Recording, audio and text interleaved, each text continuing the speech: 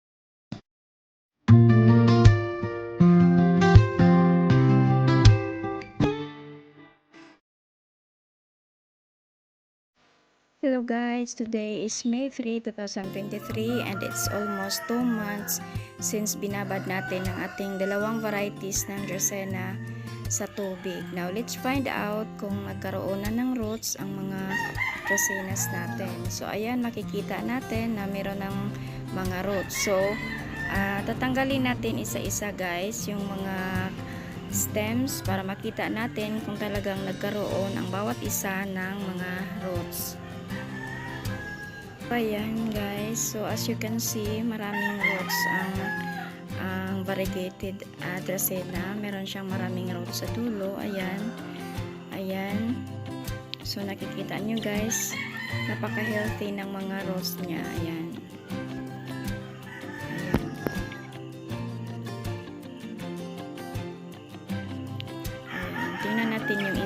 itong Florida Beauty.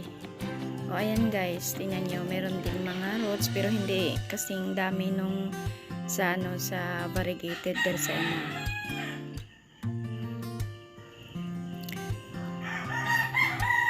Itong isa naman guys, ayan, kahit maliit yung yung stem niya, kahit manipis, pero ayan, tingnan nyo, nagkaroon pa rin siya ng mga roots. Ayan, napaka-healthy ng roots. Kahit ganyan kaliit lang yung niya, stem niya, pero nagkakaroon pa rin ng roots.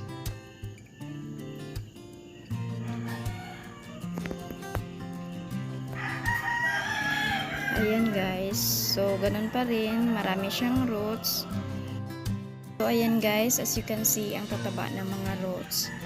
So ngayon ay titingnan naman natin yung ibang mga stems, yung mga walang dahon, 'di ba? May pinutol tayo na walang dahon. So titingnan natin ngayon kung pareho lang ba sila nagkaroon ng mga roots.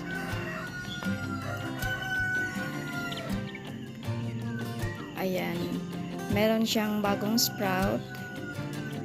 Yan yung yung pinutol natin. Pero ayan, tingnan nyo guys, wala siyang roots. Walang tumubong roots, pero at least meron siyang bagong sprout. Itong dalawa guys, ayan, nakikita nyo wala talagang roots, wala ring sprout na tumutubo.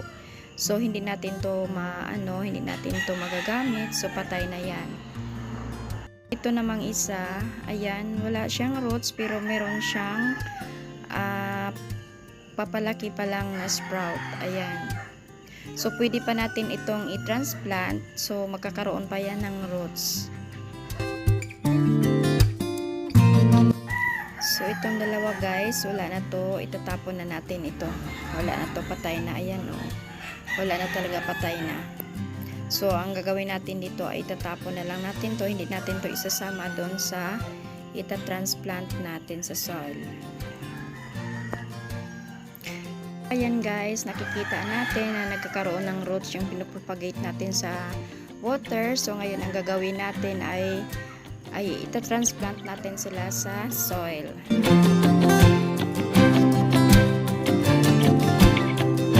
Ayan guys, meron na akong nakahanda ditong potting soil. So since Circulosa Dracaena needs a well draining soil, so I prepared 1 part of sand, 1 part of coco peat, and 1 part of rice hull. But if you don't have rice hull, pwede rin ninyong haluan ng perlite. Okay lang yun guys. At least, madali siyang mag-drain. So ngayon ay ita-transplant na natin sa soil itong mga pinopropagate natin sa water.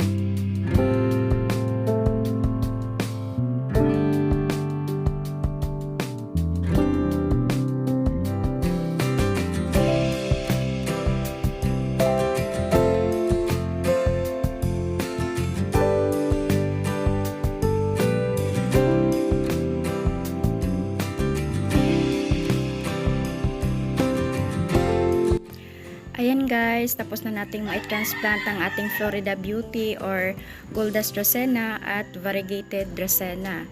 So, ilagay lang natin sila guys kung saan merong indirect sunlight. So, after a few weeks, makikita natin maglalash na yan sila.